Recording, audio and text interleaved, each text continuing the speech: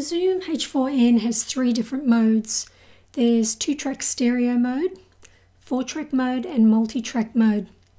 Now as you can see from the front of the Zoom, you've already got each of the modes already displayed. So we have stereo, 4-channel and multi-track. And a little red light up here tells you what mode you're currently in. So I'm in stereo mode at the moment. Now stereo mode is probably going to be the most commonly used mode for ASMR artists. It's a good mode to use, but as you get more experience you may find that you want to start trying a few of the other different modes.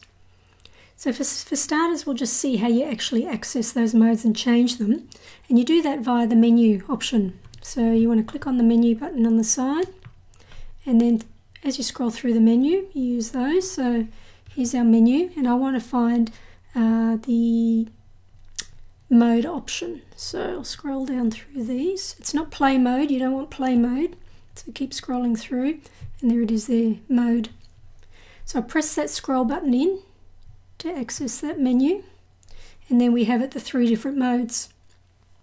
Now in stereo mode, what you're essentially doing is using either the inbuilt microphone that comes with the Zoom, so you're either using these here, or you're using microphones that you might have plugged in here. So whatever will fit into there. So you don't necessarily need microphones either. If you play the guitar, for instance, you might plug a microphone into this one and a guitar into that one. So that's the beauty of the Zoom. So when you record, you'll be recording simultaneously.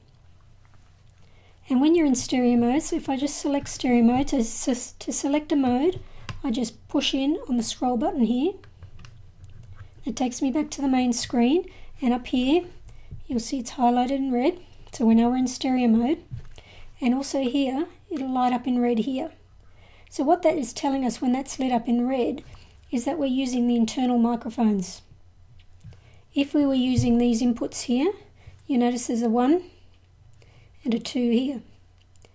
So if we were using those and we plug those in, what we do is select that there you go. So that will tell the machine that we want to use these microphones here. Okay, so we'll get back to our menu, mode. Okay, now the next mode is 4-channel mode.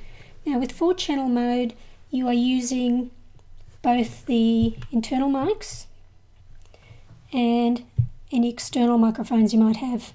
So you could have 4 microphones working at the same time with this method. Or again, you could have a guitar or a keyboard in there and a microphone in there, and using the internal speakers as well. So the beauty of this is, if you say you were recording a choir, I know we probably won't do that for ASMR, but it's a good example. If you're recording a choir, you'd have this part pointing towards the front of the choir, and then you might plug in 2 microphones here, one with a very long cable that goes through and hangs over the choir on the right hand side, and the other one that hangs over the choir on the left hand side. So it just picks up all the sounds from all around the choir. So the next mode we have is the multi-track mode. And what the multi-track mode allows you to do is record 4 tracks at the one time, or four different tracks, not necessarily at the one time, but 4 different tracks. So what you do is we access the menu for that by pushing that in. And then you'll notice now you'll see 4 different tracks show up on the screen there. Now those 4 different tracks coincide with these buttons down here. You'll have noticed in a previous video on shortcut keys that these mean folder, file, speed and so forth. But when you get into this multi-track mode, these override those shortcut keys and they become the activators for these tracks. So if I press 1 there, you'll notice that track is now active. Same for number 2 and so forth. So I can record into 2 tracks at one time, record into 1 and so forth, just depends what I might be doing. So the beauty of multi-track recording is that you can do independent tracks which you can later edit. So say for instance we're doing an ASMR audio here, and on the first track I'll arm it and I'll record a whispering video. For instance, I'll record some whispering sounds.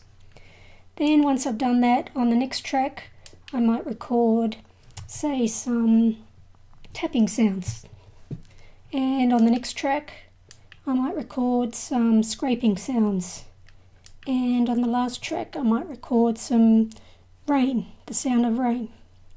So then when I saved all that, once I get back into my editing software on my computer, I could edit each of those tracks independently. So if I find that, I don't really want the rain sound after all, it doesn't sound quite right, I can just completely delete that sound. Don't have to have it there at all, and it wouldn't affect the other 3 tracks.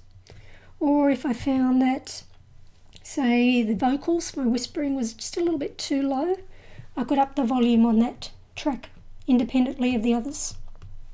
So that's the beauty of multi-track recording, but we'll go into a more detailed video on multi-track recording in a future video.